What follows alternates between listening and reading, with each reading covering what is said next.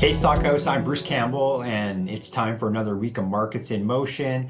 The week's been strong for the markets. Let's take a look, dive right in, take a look at consumer sentiment. Now, this is something that you would look at and say, oh my gosh, down here, right near the bottom, we've seen it down this level before, typically when we're seeing some type of recession. So the 90 recession, the 2008 recession, 2022.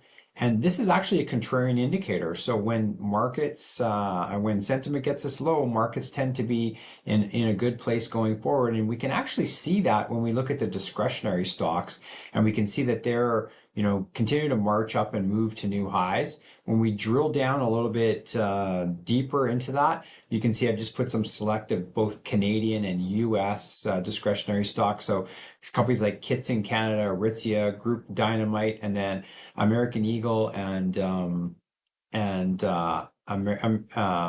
AEO on here, as well as the consumer discretionary ETF itself. And you can see that they're all in a really strong position here right now.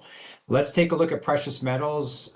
We've seen such a strong move in precious metals over the last, call it 18 months. And we've really seen an acceleration even in the last 6 months.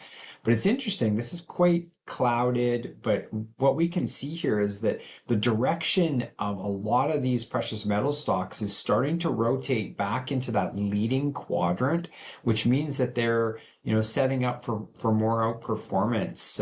And this is just looking at some select different kind of intermediate and larger cap companies that trade on the Toronto Stock Exchange.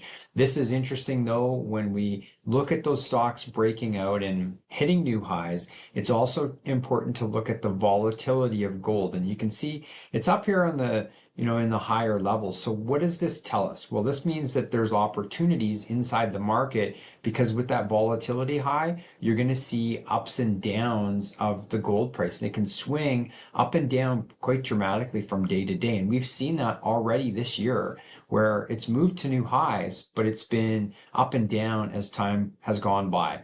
So when we look at the GDX, so this is the gold miners ETF, you can see, this is looking at it on a monthly basis. You can see how overbought it is here right now. It's on an RSI 5, so a 5-month relative strength index. It's topping out in the 92 range. It doesn't get up there very often, but when it does, it means that it's extended. Doesn't mean that the trend can't continue, but be cognizant of the volatility that we see and what that means for the sector.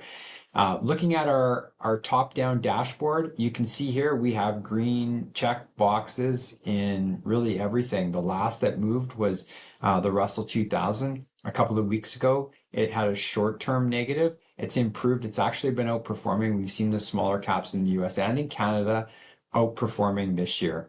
What's coming up in the next few weeks? Well, you can see this is just looking at U.S. sector earnings. You can see kind of what's happening from a sector standpoint.